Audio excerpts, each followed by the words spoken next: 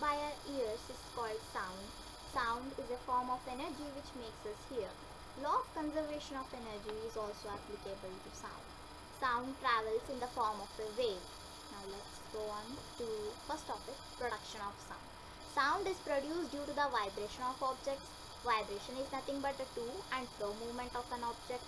The energy required to make an object vibrate and produce sound is provided by some outside source.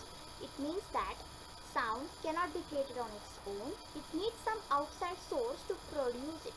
But you should remember one thing, that sound can neither be created nor be destroyed. It's just traveled by the particles. It's not created, it's just produced. Now how does a sound is being produced in human vocal cords? Sound is produced by human vocal cords. These vocal cords are located in the larynx region here, and sound is produced because of vibration of it. As we know, what does vibrate in our vocal cords?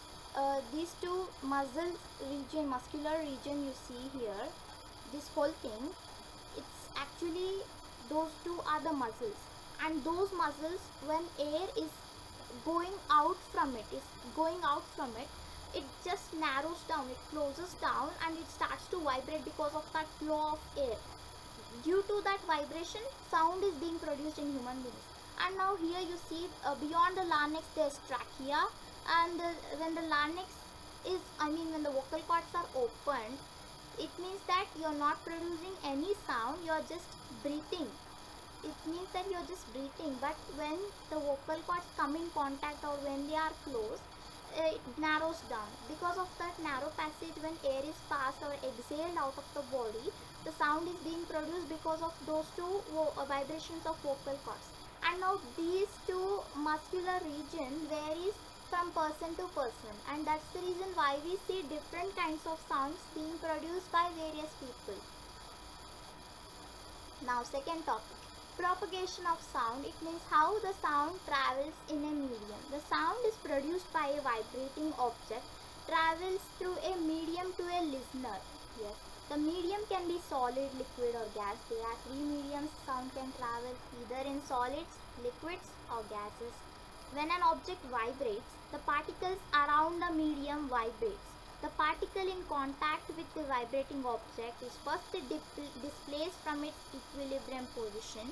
It then exerts a force on the adjacent particle, and the adjacent particle is displaced from its position of rest.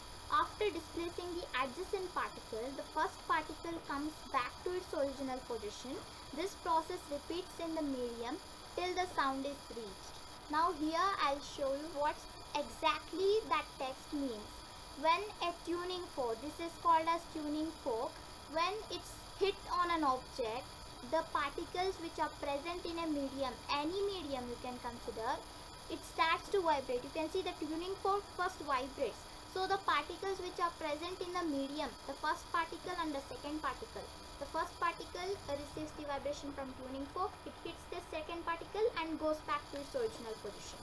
Whereas the second particle, which has just received energy from first particle, it just hits the other third particle and comes back to its original position.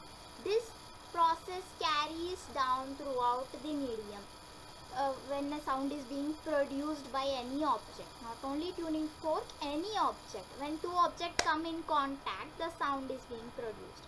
And now you see here, propagation of sound through air. Air is the most common medium through which sound travels. When a vibrating object moves forward, it pushes and compresses the air in front of it, forming a region of high pressure called compression. The compression moves away from vibrating object. When the vibrating object moves backward, it forms a region of low pressure called rarefaction. As the object moves to and fro rapidly, it produces a series of compressions and rarefaction in the air, which makes the sound to propagate in the medium. What this text exactly means is that now when a tuning fork is hit to an object, it starts vibrating. When that vibration from the first particle is near to the second particle, it means that it is transferring energy. So when it's near, that a region is denser, it's densely packed. That densely packed region is called compression. And now when the second particle, I mean the first particle, when it comes back to its original position from where it started, that region which is created between the first particle and second particle is called rarefaction. See here, you can see there are so many compressions and rarefactions. Compression is the region where the particles are very close, it's densely packed, it's a denser region. And rarefaction is the region where the particles are rarely packed. Rarely means it's just a bit loosely, it's not hitting anything, it's just separated for in a few inches or distance. Okay.